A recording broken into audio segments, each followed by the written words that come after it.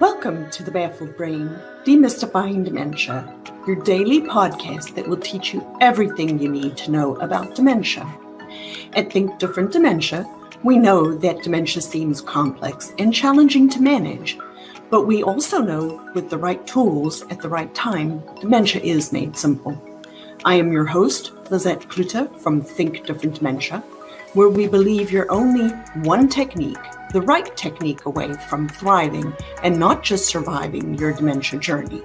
So please like this video, please subscribe to the podcast, and please share these videos with your friends and families so that we together can thrive and not just survive your dementia journey.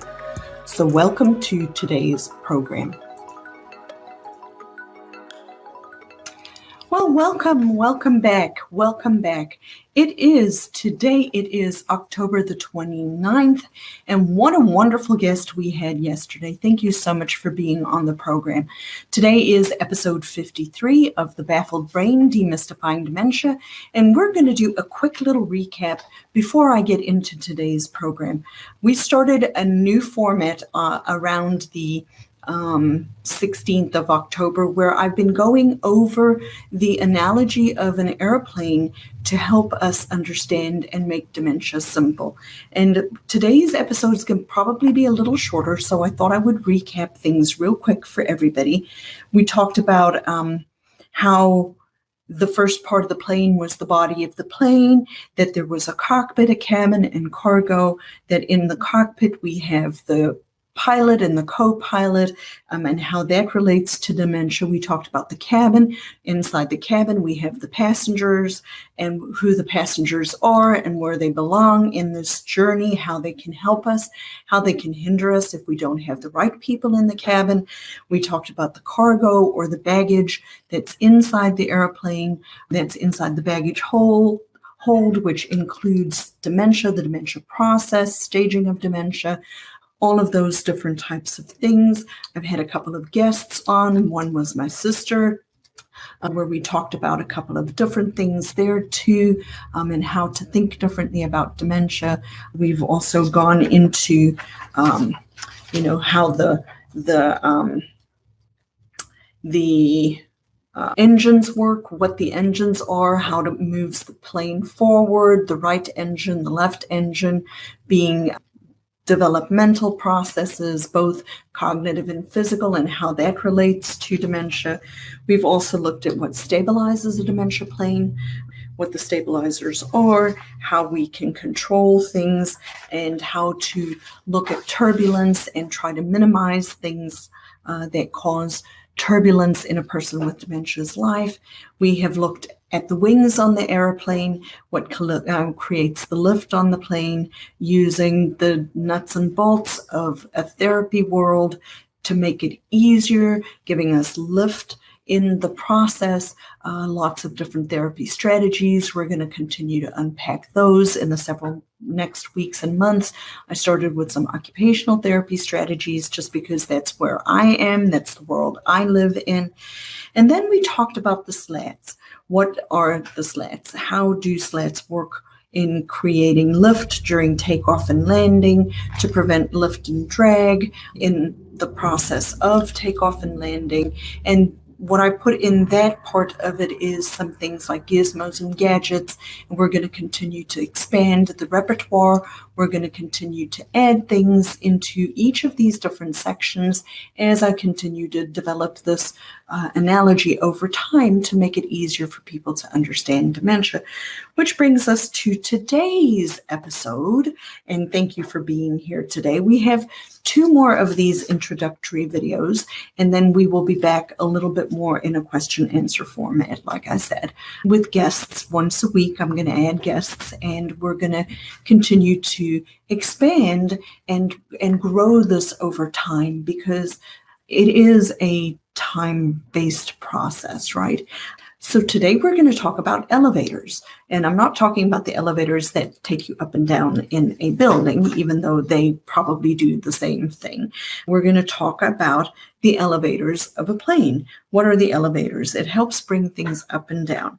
And so in this section, I added for people's benefit, what I put in here are two things. I put in spiritual care and I put in self-care. So both of these things can change our direction either up or down. And I am open that I am a Reformed Christian. That is my worldview, that all of my questions I have to answer from my background and from my belief system. And I'm never saying these things to be insensitive. It's just what I believe. Everybody believes something, and we all believe different things. Even if you believe differently from me, that doesn't mean that I'm not open to talking to you about it. I'm just open about the fact that I come from a Christian worldview, and that my worldview is always going to color the questions that I answer and how I answer the questions. So never meant to be offensive, but meant to be educational. And I'm at least open about the fact of where I come from. So if you differ with me, I beg you to not consider leaving just because I say something that is different than what you believe. The information I share is always shared out of a perspective of love, a love for my neighbor, and a love for people with dementia. So what do I include in the elevators? And the reason I bring up my background regarding my faith, because it is my faith, right, is because spiritual care is part of the elevator in my dementia journey, my flight, my analogy. And I've also included self-care and self-care strategies. But spiritual care is vastly important. We are created beings. We all have a beginning. We are finite from the perspective of we have a starting point. God is eternal. He has always been, but all of us have a beginning in time. My beginning in time is the 19th of September, 1970, at whatever time of day I was born. So I have a beginning, but we all are created beings that have a never dying soul. And so our spiritual care is extremely important in this dementia journey, in this process that we are on. And everybody has a never dying soul. Regardless of what a person's belief system is, the Bible teaches that all of us have a never dying soul. And so spiritual care is extremely important to me in keeping my own health and abilities, but in everyone when we are working with people with dementia. Then the other side of this is self-care strategies. And I started with spiritual first because I think that is the more important part of it. If you take care of your spiritual being, your self-care follows. And self-care strategies, we will talk about pragmatic self-care strategies, things like breathing techniques and how to build in respite and how to take care of yourself and how to get your siblings on board and how to get, where to look for all of the different types of resources for your own self-care strategies. Because if you don't take care as a care partner in this journey on this dementia flight, if you don't take care of yourself as the person helping someone with dementia, then you are going to burn out. And this falls so well into my analogy, and I've used it before in a lot of my other broadcasts before I changed to this format, that when you've ever been on an airplane and the airplane, the ladies in the front, the gentlemen too, the people who are giving us the instructions, the flight attendants with the safety cards always say, what do they say? If the airplane is getting ready to go down and the oxygen masks fall from the ceiling and you are flying with a person who requires care, what are you supposed to do? Do you put it on the person who needs care first, or do you put it on yourself, and why? You put it on yourself first. And the reason for that is because people, if you put it on the child or the person who needs help first and they cannot help you, then if you haven't had enough time to put it on yourself, you're toast. And so you always have to take care of yourself first. You only can give out of abundance.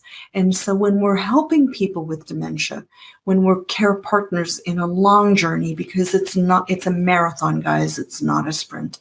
It is a marathon. We have to build in these self-care strategies from the beginning. We have to teach you from the beginning to put your own safety, your oxygen mask on first. And we do this through self-care strategies.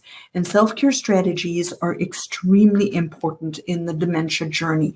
Respite care, how to find respite care, what kinds of ideas. We'll get people on talking about hospice and palliative care and all of these different types of things. We're going to talk about spiritual care.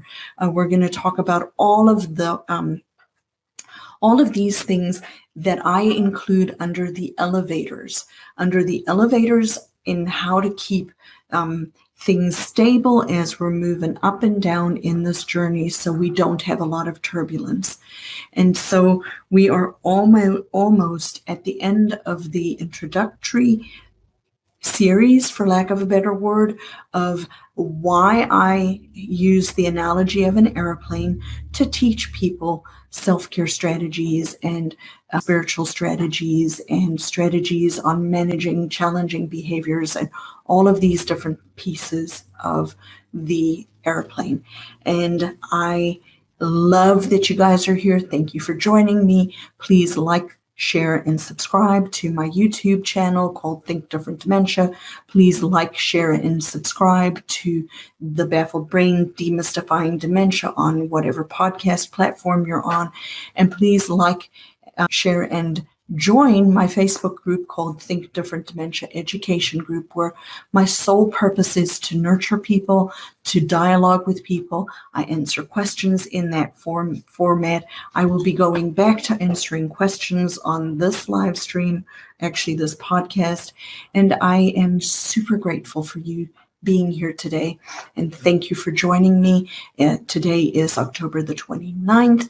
This is episode 53 of the Baffled Brain Demystifying Dementia, where we're going to continue to educate and teach and love on you for as long as you will allow me. And as always, the Lord bless you and keep you. Now, you know why I say that every single time.